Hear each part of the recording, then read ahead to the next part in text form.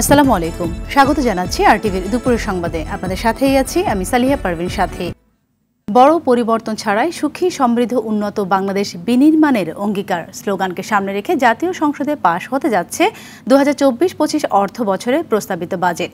বেলা 11টায় শুরু হয় সংসদ অধিবেশন। দুপুর 12টা থেকে পর্যন্ত এতে 59 দাবি ও ছাঁটাই প্রস্তাবের মধ্যে প্রায় 23টি প্রস্তাব উত্থাপন করা হয়েছে। বেশ কিছু ছাঁটাই প্রস্তাবের উপর আলোচনা করেন সংসদ সদস্যরা, তবে পরে কণ্ঠভোটে প্রস্তাবগুলো বাতিল হলে দাবিগুলো গৃহীত হয়। পাশ হতে যাওয়া 2024-25 অর্থ বছরের বাজেটের আকার ধরা হয়েছে 7,97,000 কোটি টাকা। বাজেটে রাজস্ব আয়ের লক্ষ্য 5,41,000 কোটি, আর ঘাটতি থাকছে 2,51,600 কোটি টাকা। এবার বাজেটে থাকছে কালো টাকা সাদা করার সুযোগ।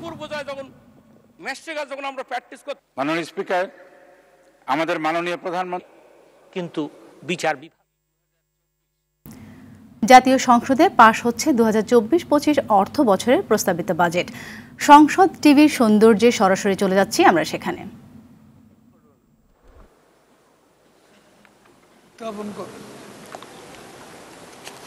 করছি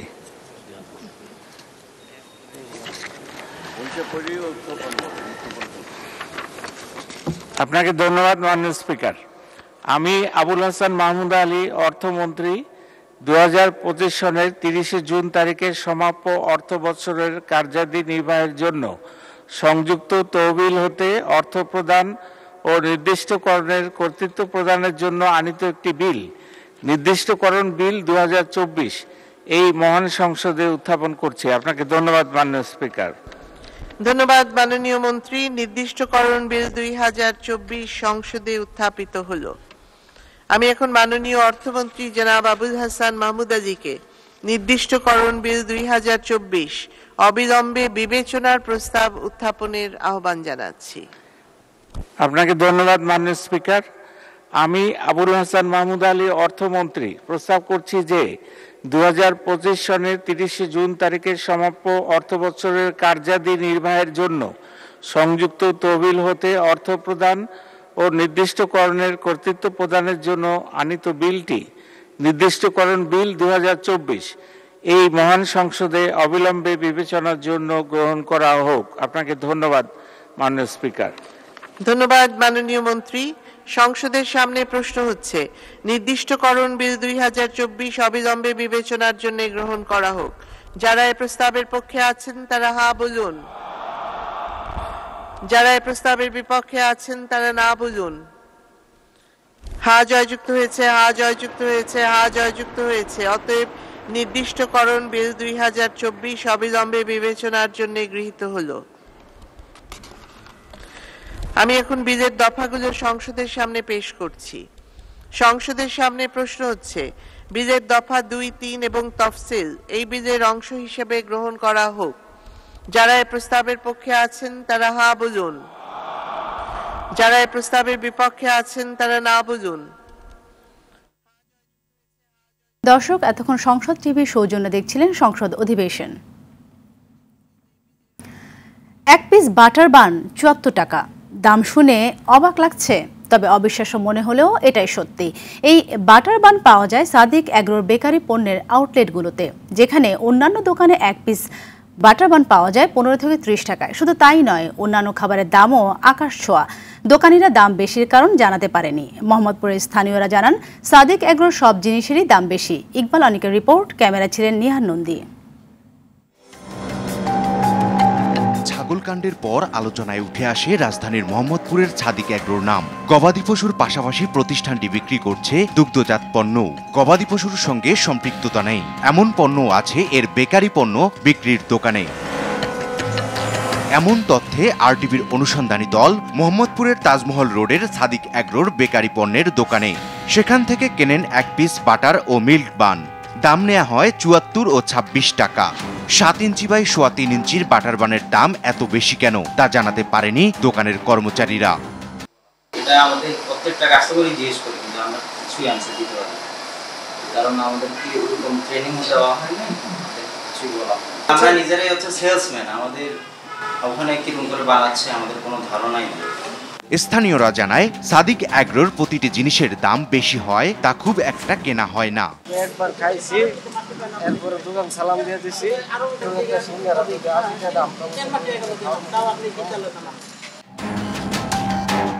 এমন প্রশ্নের উত্তর খুঁজতে আরটিভির অনুসন্ধানী দল মোহাম্মদপুরের 7 মসজিদ হাউজিং এর সাদিক অ্যাগ্রোর বেকারিতে। এখানেই তৈরি হচ্ছে বাটার বান, পাউরুটি, সিঙ্গারা, পেটিস ও রোল সহ অন্যান্য খাবার জিনিস।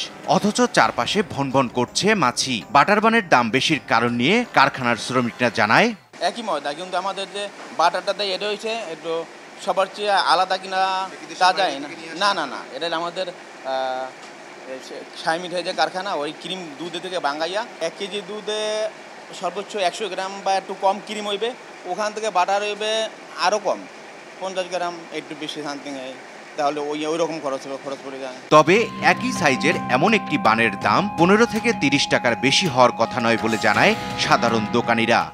এই পরিমাণে 70 টাকা বিক্রি করা সম্ভব না, 30 টাকা বিক্রি করা তো সম্ভব না। নবীনগর হাউজিং এ সাদিক অ্যাগ্রোর আরেকটি বেকারি পণ্যের কারখানায় গেলে আরটিভির উপস্থিতি টের পেয়ে গেটে তালা ঝুলিয়ে দ্রুত সটকে পড়ে শ্রমিকরা। গুলশান ডিপ্লোম্যাটিক পুলিশ লাইনের কাছেই রয়েছে এর আরও একটি আউটলেট, তবে এর কোনো ট্রেড লাইসেন্স নেই। কর্মচারীরা জানায় ডিপ্লোম্যাটিক পুলিশ লাইনের কাছ থেকে লিজ নিয়ে তারা এটি চালিয়ে আসছে। ইকবাল অনিক, আরটিভি, ঢাকা।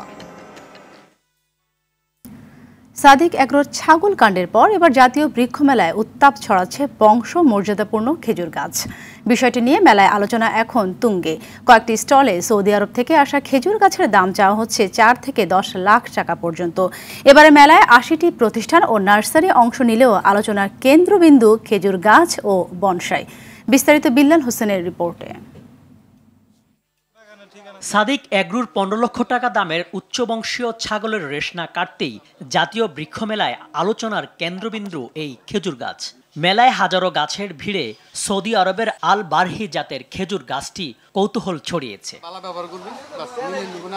নার্সারিতে মেলার শুরুতেই প্রায় 20 ফুট উচ্চতার 8 বছরের গাছটির দাম 10 লক্ষ টাকা চাওয়া হলেও ছাগল কাণ্ডের কারণেই বর্তমানে চাওয়া হচ্ছে 4 লাখ। আলোচনা ভাই প্রথম দাম চাইছি, অনেক আলোচনা মানুষ সব কি কইব, আমি এটা আমি ধরেন একটু কম হইলো এটা আমি ছেড়ে দেবো আর কি, জানি মানুষ আমি লাগাইছি আরেকজন লাগাওক নিয়ে লাগাই আরো ছাড়ুক, আরো বেশি দেখুক। একটা গাছ 8 লক্ষ টাকা হতে পারে, আসলে খুব একটা বিশ্বাস হচ্ছিল না আর কি। 2-3 লাখ টাকা হলে এটার মধ্যে সামঞ্জস্য আছে। যদিও পাশের নার্সারির মালিক জানান আল বারহি জাতের মতোই আজোয়া খেজুরের একটি চারা সৌদি আরব থেকে নিয়ে আসতে খরচ হয়েছে 20,000 টাকা। মেলায় শুধু পরিদর্শনের জন্য গাছটি রাখা হলেও এ জাতের চারা বিক্রি হচ্ছে 2,000 টাকায়। এটা আমাদের সৌদির থেকে আনা হয়েছে, বাংলাদেশে আর কি চাষ করতে আছে। এখন বড় গাছ বিক্রি করে নিতে, তো এটা দেখাই আপনার ছোট গাছ বিক্রি করি। 1500 আছে, 2000 আছে, 5000 আছে। এইবার আবার 2টা আচার আনাইছি, মরিয়ম খেজুর যেটা কয়, 15,000 টাকার মতন খরচ হয়েছে বাংলাদেশে। খেজুরের পরই মেলায় জিংসেং বট প্রজাতির বনসাই, থাইল্যান্ডের বিখ্যাত চিয়াংমাই আম আলোচনায়। চাইনিজ আছে, থাই আছে, বিভিন্ন জাপানিজ আছে, আমেরিকান আছে, বিভিন্ন জাত আছে এখানে। বর্তমানে বিলুপ্তের পথে 50টিরও বেশি প্রজাতির গাছ নিয়ে এসেছে কয়েকটি নার্সারি। আমাদের যে সজিনা গাছ আছে একটা 12 মাসি, মানে মানুষের এইটার প্রতি একটু ইন্টারেস্ট আছে যে ইয়ার লং তারা সজিনা পাচ্ছে, বেশ এটা চাহিদা আছে। 40 থেকে 42টা প্রজাতির বিলুপ্ত প্রায় গাছ মানে নিয়ে এসেছি কাস্টমারদের সাথে পরিচয় করে দেওয়ার জন্য। এছাড়াও নানা প্রজাতির ফুল ও ঘর সাজানোর ইনডোর প্লান্ট রয়েছে ক্রেতাদের পছন্দের তালিকায়। ডিফারেন্ট কালারের হচ্ছে বাগান বিলাস দেখছি, কাঠগোলাপ দেখছি, এই যে ল্যান্সানা গাছ যেটা, এটা আমার খুবই পছন্দের একটা গাছ। ফলের গাছও আছে, বাট ফুল গাছ বেশি ভালো লাগতেছে আর কি। মেলায় অংশ নিয়ে নার্সারিতে পাওয়া যাচ্ছে দেশি বিদেশের নানা প্রজাতির গাছ। বিল্লাল হোসেন, আরটিভি, ঢাকা। বৃষ্টি, যানজটের ভোগান্তির মধ্যে সারা দেশে শুরু হলো এইচএসসি ও সমমানের পরীক্ষা। সকাল 10টায় সাধারণ শিক্ষা বোর্ডে বাংলা প্রথম পত্র পরীক্ষা শুরু হয়, শেষ হয় দুপুর 1টায়। নানা ভোগান্তির মধ্যে কেন্দ্রে পৌঁছালেও পরীক্ষায় তেমন কোনো প্রভাব পড়েনি বলে জানান শিক্ষার্থীরা।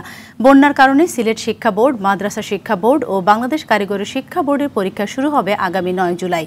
দেশের 11টি বোর্ডের অধীনে এবার 14,50,790 জন পরীক্ষায় অংশ নিচ্ছেন। এর মধ্যে ছাত্র 7,50,281 81 এবং ছাত্রী 7,509 জন।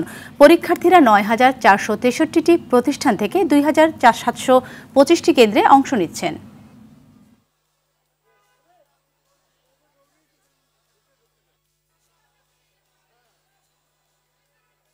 ভোগান্তির মধ্যেই তো পড়েছি, ভিজে এসেছি, পুরো বাচ্চাটাও ভিজে গেছে, পুরো রাস্তায় পানি জমে গেছে। আমরা অনেক দূরে থেকে আসছি, রাস্তায় গাড়ি পাওয়া যাচ্ছে না, তারপরে জ্যাম, প্রচন্ড পানি, পুরো ভিজে গেছে। এই যে আমি ভিজছি, আমার বাচ্চা ভিজে গেছে। খুব খারাপ অবস্থা। এখনো যদি হেঁটে না আসতো, এখনো রাস্তার মাঝখানে থাকতো, অনেক দূর কাকরাইল থাকা লাগতো। বাসা থেকে এখানে খুব বেশি হলে 20 মিনিট থেকে 25 মিনিটের দূরত্ব, কিন্তু আসতে সময় লেগেছে আমার প্রায় 2 ঘন্টার মতন। ভিজে ছেলে রিক্সা থেকে নেমে যে ভিজে ভিজে তারপরে আসছি। দেশের যে অবস্থা, রেসপন্সিবিলিটি কি থাকবো, এত গাড়ি এত বিল্ডিং কেমনে থাকবো? এই নোংরা শহর, এটা ডাস্টবিনের শহর। ময়মনসিংহের ভালুকায় এইচএসসি পরীক্ষায় অসদুপায়ে সহযোগিতা করায় এক প্রভাষক ও 10 শিক্ষার্থীকে বহিষ্কার করা হয়েছে। সকালে এইচএসসি পরীক্ষা চলাকালে ভালুকার মাহমুদপুর সাহেরা সাফায়েত কল্যাণ কলেজে এ ঘটনা ঘটে। বিষয়টি নিশ্চিত করে ভালুকা উপজেলা নির্বাহী কর্মকর্তা আলিনুর খান জানায়, পরীক্ষায় অসদুপায়ে সহযোগিতা করার সময় প্রভাষক সাদিকুর রহমান এবং উপজেলা মেজর ভিটা এলাকার মর্নিং সান স্কুল অ্যান্ড কলেজে 10 শিক্ষার্থীকে বহিষ্কার করা হয়েছে। আজ ময়মনসিংহ শিক্ষা বোর্ডের অধীনে 4 জেলায় 294টি শিক্ষা প্রতিষ্ঠানের 99টি কেন্দ্রে এইচএসসি পরীক্ষা অনুষ্ঠিত হয়েছে। আজকে সকালে আমি ভালুকা সাহেরা সাফায়েত স্কুল অ্যান্ড কলেজের কেন্দ্রটি পরিদর্শন করি। সেখানে একজন শিক্ষক এবং 10 জন শিক্ষার্থীকে বহিষ্কার করার নির্দেশনা দেওয়া হয়। প্রত্যয় স্কিম বাতিল না হলে 1 জুলাই থেকে সর্বাত্মক কর্মবিরতিতে যাবেন বিশ্ববিদ্যালয়ের শিক্ষকরা, এমন ঘোষণা দিয়েছে বাংলাদেশ বিশ্ববিদ্যালয় শিক্ষক সমিতি। কাল ঢাকা বিশ্ববিদ্যালয় দিবসের সকল কর্মসূচিতে অংশগ্রহণ না করার সিদ্ধান্ত নিয়েছে বিশ্ববিদ্যালয় শিক্ষক সমিতি। তারা বলছেন, প্রত্যয় স্কিম সাধারণ সরকারি চাকরিজীবী ও বিশ্ববিদ্যালয়ের শিক্ষকদের মধ্যে বৈষম্য তৈরি করেছে। এ বিষয়ে আজকের মধ্যে সিদ্ধান্ত কিংবা আশ্বাস না মিললে সর্বাত্মক কর্মবিরতিতে যাওয়ার ঘোষণা দিয়েছেন তারা। সকালে ঢাকা বিশ্ববিদ্যালয় কলা ভবনে আয়োজিত অবস্থান কর্মসূচিতে এমন হুঁশিয়ারি দেন শিক্ষক নেতারা।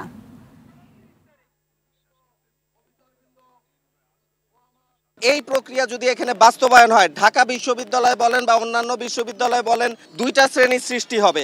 আমরা সংবিধানে কি পেয়েছি? সবার জন্য সমতায়ন, সুষম নীতি। সেই নীতির এটা পরিপন্থী। আজকে আমরা এই দাবি না মানা হয়, তাহলে আগামীকাল 1 জুলাই থেকে লাগাতার কর্মসূচি দিয়ে ঢাকা বিশ্ববিদ্যালয়কে অচল করে দেওয়ার জন্য আমরা প্রস্তুত রয়েছি।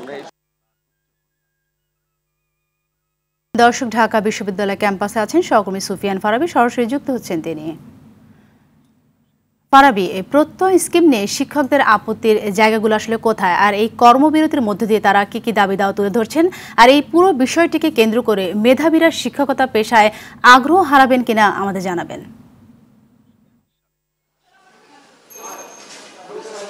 সাথে যেমনটি আপনি বলছিলেন, আমি রয়েছি এই মুহূর্তে ঢাকা বিশ্ববিদ্যালয়ে। কিছুক্ষণ পূর্বেই এখানকার ঢাকা বিশ্ববিদ্যালয় শিক্ষক সমিতি এবং বাংলাদেশ বিশ্ববিদ্যালয় শিক্ষক সমিতি, দুটি সংগঠনের ব্যানারে আমরা সংবাদ সম্মেলন করতে দেখেছি এবং তাই সেই সংবাদ সম্মেলনে বিভিন্ন পর্যায়ের নেতারা কিন্তু তাদের বক্তব্য তুলে ধরেছেন। এবং আপনি যেমনটি বলছিলেন যে একটি বিষয় এখানে গুরুত্ব আরোপ করা হয়েছে যে সরকারি কর্মচারী এবং কর্মকর্তা তাদের সাথে আর বিশ্ববিদ্যালয়ের শিক্ষক যারা রয়েছেন তাদের মধ্যে একটি বৈষম্য তৈরি করা হবে যদি এই প্রত্যয় স্কিমটা, পেনশন স্কিমটা চালু করা হয়। এই বৈষম্যটার ব্যাখ্যা তারা এভাবে দিচ্ছেন যে বেতন থেকে 5% কেটে নেওয়া হবে এই স্কিমের কারণে। আর অন্যদিকে হচ্ছে এককালীন যে একটা বৃহৎ অঙ্কের মোটা অঙ্কের টাকা তারা পেতেন প্রায় 80 থেকে 90 লক্ষ টাকা, সেটা থেকেও তারা বঞ্চিত হবেন এমন দাবি তারা তো করছেন। এছাড়া তারা আলটিমেটাম দিয়েছিলেন, বেশ কিছুদিন ধরে তারা আন্দোলন করছেন। আজকেই তারা পূর্ণ দিবস কর্মবিরতিতে ছিলেন। আজকে তারা বারবার বলছিলেন, সকাল থেকে আমরা জানাচ্ছিলাম দর্শকদেরকে যে যদি সরকারের কোনো পর্যায় থেকে কোনো ধরনের আশ্বাস কিংবা সিদ্ধান্ত না জানানো হয় তাহলে তারা আসলে আগামীকাল থেকে সর্বাত্মক কর্মবিরতিতে তারা যাবেন। সেই ঘোষণার মধ্যেই তারা কিন্তু অনড় আছেন এবং কিছুক্ষণ পূর্বে তারা সংবাদ সম্মেলন করেছেন। সেই সংবাদ সম্মেলনের মধ্যে তারা এই কথাটা স্পষ্ট করেছেন যে সরকারের কোনো পর্যায় থেকে কোনো ধরনের আলোচনা বা কোনো ধরনের আশ্বাস না পাওয়ার কারণে তারা কিন্তু এখন সর্বাত্মক কর্মবিরতিতে চলে গেছেন। আগামীকাল ঢাকা বিশ্ববিদ্যালয়ে দিবস রয়েছে, সেই দিবসের কোনো কার্যক্রমে তারা অংশগ্রহণ করবেন না, কেক কাটার আয়োজনে তারা থাকবেন না। এবং সেই সাথে শুধু ঢাকা বিশ্ববিদ্যালয় নয়, জাহাঙ্গীরনগর বিশ্ববিদ্যালয়, জগন্নাথ বিশ্ববিদ্যালয়, বুয়েট ইউনিভার্সিটি, প্রতিটা বিশ্ববিদ্যালয় থেকে কিন্তু এখানে প্রতিনিধি ছিল, তারা কিন্তু তাদের যেই সমর্থন সেই সমর্থন জানিয়েছে এবং প্রতিটা বিশ্ববিদ্যালয়ে কিন্তু এই বিষয়টাতে শিক্ষকরা সরব রয়েছে। আমরা জানতে পেরেছি জাহাঙ্গীরনগর বিশ্ববিদ্যালয় বিশেষ করে তার সিনেটে এই বিষয়টি প্রস্তাব পাশ হয়েছে যে কোনোভাবেই এই স্কিমটি তারা মেনে নিতে পারছে না। অন্যদিকে বিশ্ববিদ্যালয়ে যারা কর্মকর্তা কর্মচারী রয়েছেন তারাও কিন্তু একই দাবিতে আন্দোলন করছে। আমরা সকাল থেকে তাদের আন্দোলনও দেখেছি ঢাকা বিশ্ববিদ্যালয় এলাকায়।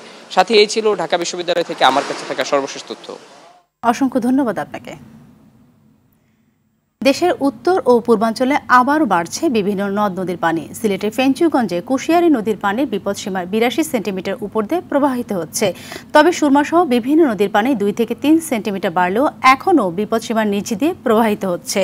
সুনামগঞ্জে সুরমা নদীর পানি গেল দুদিনে 15 সেন্টিমিটার বেড়ে বিপদসীমার 57 সেন্টিমিটার নিচে দিয়ে প্রবাহিত হচ্ছে। আগে থেকে ডুবে থাকা নিচু এলাকার অনেকে বাড়ি ফিরতে পারছেন না। জেলার পানি উন্নয়ন বোর্ড জানায়, সুনামগঞ্জে আগামী কয়েকদিন মাঝারি ও ভারী বৃষ্টির সম্ভাবনা রয়েছে, তাই স্বল্পমেয়াদী বন্যা সৃষ্টি হতে পারে। এদিকে মৌলভীবাজারের নিম্নাঞ্চলে বন্যা জলাবদ্ধতায় রূপ নিয়েছে। জেলা জুড়ে বড়লেখা ও কুলাউড়ায় এখনও পানিবন্দী প্রায় 2.5 লাখ মানুষ। এদিকে কুড়িগ্রামেও বাড়ছে তিস্তা নদীর পানি, তবে এখনো বন্যা পরিস্থিতির সৃষ্টি হয়নি।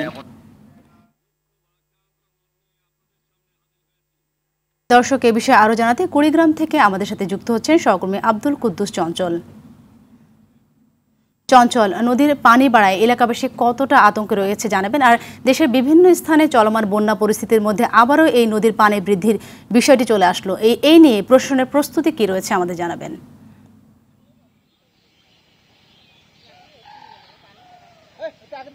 সাথে আপনাকে জানিয়ে রাখছি যে গতকাল থেকে কিন্তু কুড়িগ্রামের তিস্তা নদীর পানি কিন্তু বাড়ছে। এখন কিন্তু 12টার যে পরিসংখ্যান আমরা হাতে পেয়েছি সেই অনুযায়ী কিন্তু তিস্তা নদীর পানি বিপদসীমার মাত্র 1 সেন্টিমিটার নিচ দিয়ে প্রবাহিত হচ্ছে। এছাড়া দুধকুমার, গঙ্গাধর এবং ব্রহ্মপুত্র নদীর পানি কিন্তু ধরলার পানি সহ কিন্তু বৃদ্ধি পাচ্ছে।